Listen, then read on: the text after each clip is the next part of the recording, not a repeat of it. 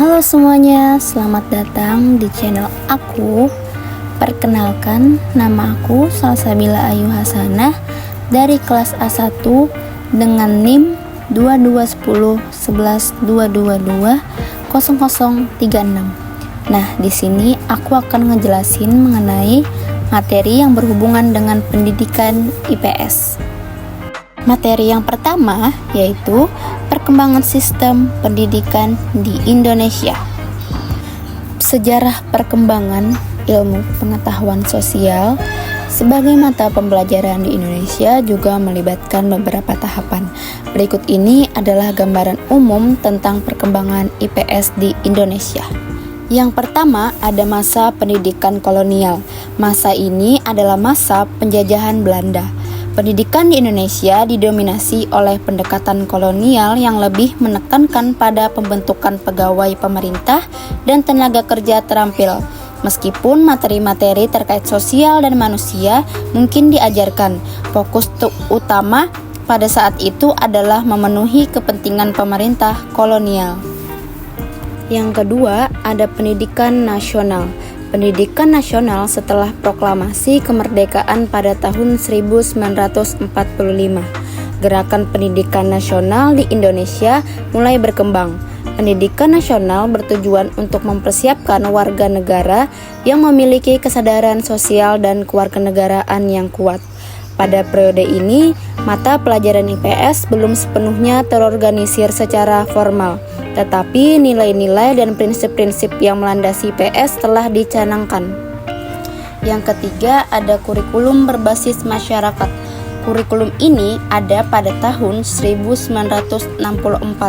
Muncul pendekatan baru dalam pendidikan IPS di Indonesia dengan diperkenalkannya kurikulum berbasis masyarakat atau KBM. KBM bertujuan untuk mengaitkan proses pembelajaran dengan kehidupan sosial dan nyata para siswa.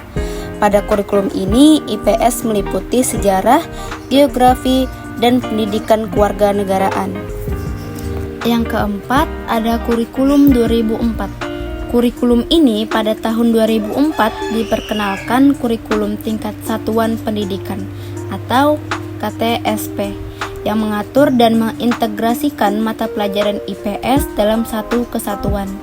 Kurikulum ini mengarahkan pada pengembangan dan pemahaman siswa tentang konsep-konsep sosial, politik, ekonomi, dan juga budaya.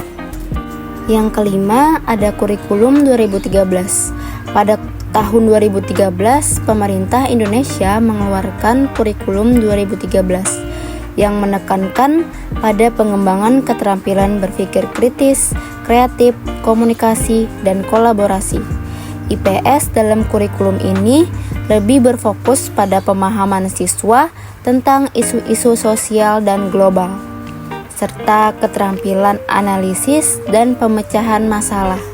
Selanjutnya ada kurikulum merdeka. Kurikulum merdeka adalah kurikulum dengan pembelajaran intrakurikuler yang beragam di mana konten akan lebih optimal agar peserta didik memiliki cukup waktu untuk mendalami konsep dan menguatkan kompetisi. Guru memiliki keleluasan untuk memilih berbagai perangkat ajar sehingga pembelajaran dapat disesuaikan dengan kebutuhan belajar dan minat peserta didik.